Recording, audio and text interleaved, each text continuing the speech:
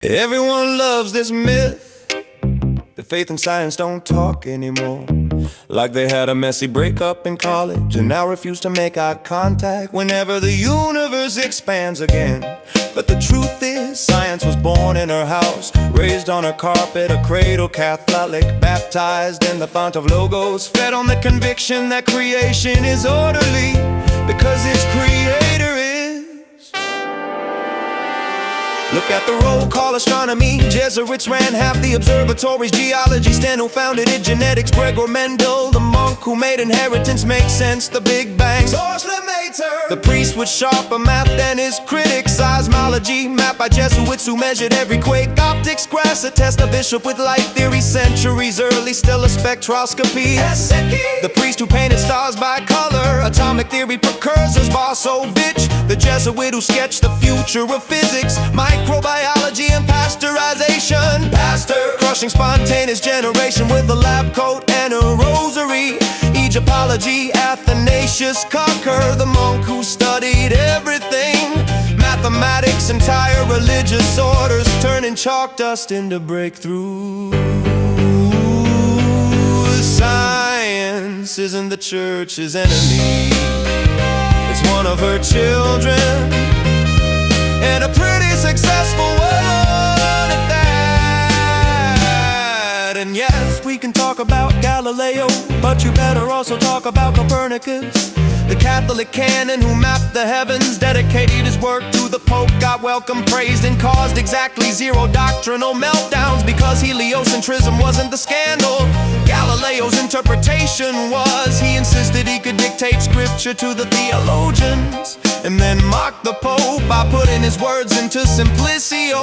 Not exactly a diplomatic masterstroke. Even then, he lived under house arrest in a villa with servants and his own students. More caprice on detention than dungeon of despair.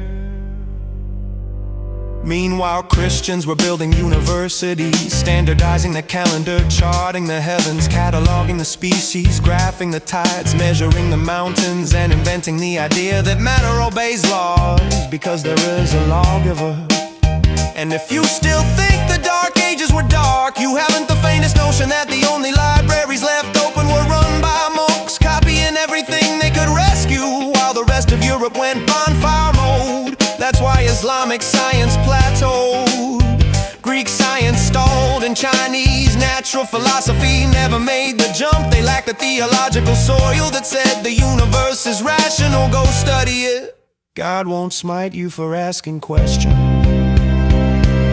Science isn't the church's enemy, it's one of her children, raised in her halls, funded by her patrons, fed by her worldview, formed by her confidence that this universe is intelligible because its author is.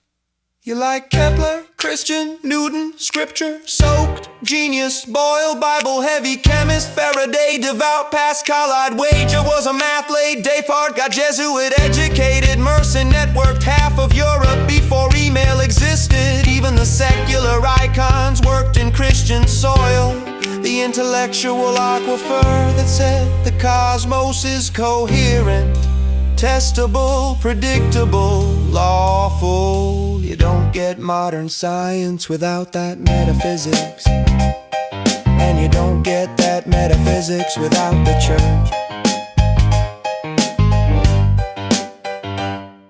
Science isn't the church's enemy, it's one of her children, a proud one, a brilliant one, a sometimes rebellious teenager, sure, but always bearing the family resemblance. Logos made the universe reasonable, the church made the universe studyable, and the scientists, they just kept the family business running. If you trust the Big Bang, thank a priest. If you trust genetics, thank a monk. And if you trust science at all, thank the worldview that believed the world was worth studying, because science isn't the church's enemy. it's one of her children.